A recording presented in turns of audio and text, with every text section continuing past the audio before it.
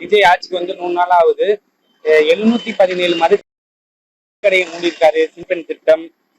சிங்கப்பெண் திட்டத்தை நிறைவேற்றிருக்காரு. தாய்மாமன் திட்டம். அப்புறம் இப்ப வந்து சுதந்திர தின விழா அன்னைக்கு கூட நம்ம ராணுவ படை வீரருக்கு உதவித்தொகையெல்லாம் எல்லாமே கூட்டி தான் இப்ப செஞ்சிருக்காரு. அது இல்லாம 1,00,000 கோடி இன்வெஸ்ட்மெண்ட் வந்து இப்ப ரீசெண்டா அதுவும் அறிவிச்சிருக்காரு.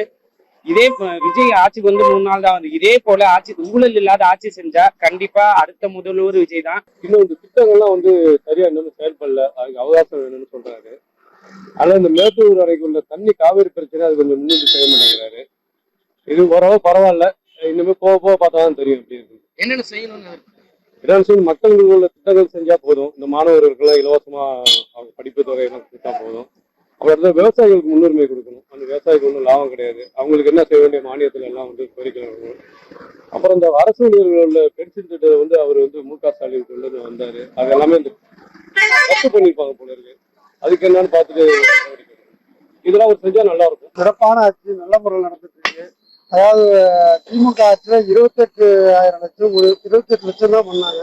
இது வந்து 1,00,000 கோடி இன்வெஸ்ட் பண்ணிருக்காங்க. இதுவே பெரிய சாதனை தானே. இதை விட என்ன சிறப்பான ஆட்சி நல்ல முறையில் நடக்குது. என்னென்ன திட்டங்கள்லாம் செய்யணும், என்னென்ன திட்டங்கள் செஞ்சிருக்காங்க? இல்ல நம்ம நினைக்கிறத விட அதிகமாக செய்யறாங்க. நம்ம என்ன நினைக்கிறோமோ அது எல்லாமே அதிகமாக செய்யறாங்க. நல்லா இருக்கு. சொல்ற அளவுக்குலாம் இல்லை, குறையே இல்லாத ஆட்சி. அது போல திட்டங்கள் பல்வேறு திட்டங்கள்லாம் அறிவிச்சிருக்கிறாங்க. கடந்த கால ஆட்சியில செயல்படுத்துற திட்டங்களை ஒட்டிதான் இவங்களும் அறிவிச்சிருக்கிறாங்க. அது தவிர்க்க முடியாதுதான். இருந்தாலும் அந்த திமுக ஆட்சியில தொடரப்பட்ட திட்டங்கள்லாம் அறிவிக்கப்பட்ட நடைமுறைப்படுத்த திட்டங்கள் தொடரப்படுது. அது இன்னும் செலுவைப்படுத்தணும். அது போல மின் வாரியத்துல நிறைய செஞ்சுக்கிட்டு இருக்கிறாங்க.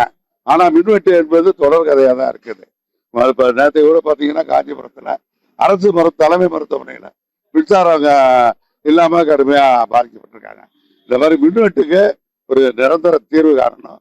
அதே போல அனைத்து துறைகள்லையும் சீரமைப்புக்குரிய நடவடிக்கைகள், தனியார் மயத்தை கைவிட்டு கான்ட்ராக்ட்ல கொடுத்து அவங்களை வேலை செய்யறது விட்டுட்டு நேரடியாகவே காலி பணியிடங்கள் நிறைய இருக்குது.